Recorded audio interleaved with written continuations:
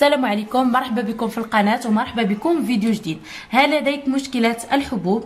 نقترح عليك تحضير قناع منزلي الصنع طبيعي واقتصادي 100% وبأرخص ثمن.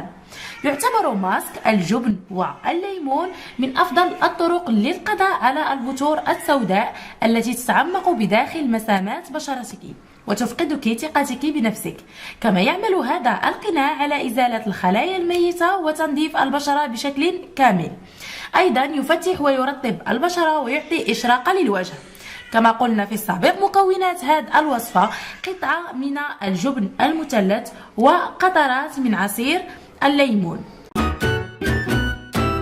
بالنسبة لطريقة التحضير نأخذ قطعة من الجبن المثلث ونضيفها إلى قطرات الليمون.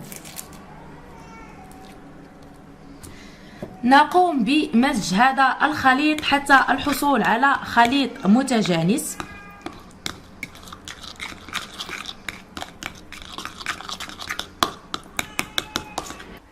قبل الاستعمال يغسل الوجه بالماء الدافئ لفتح المسام.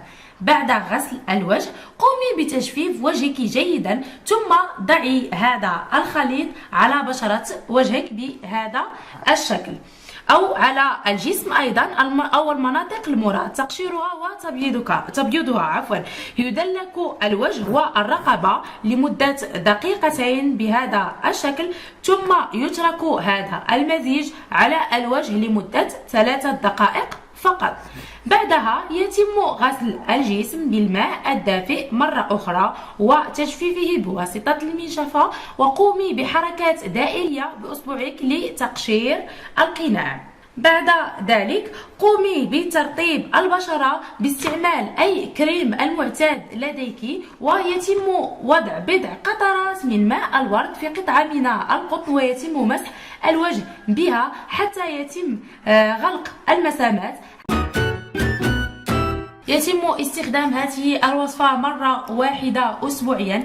إذا كنت من أصحاب البشرة الحساسة فيجب تجربة الوصفة أولا على منطقة صغيرة من الجسم لمعرفة مدى تحسس الجسم من مكونات الوصفة قبل الاستعمال، ويمكنك استعمال عصير البرتقال بدل عصير الليمون.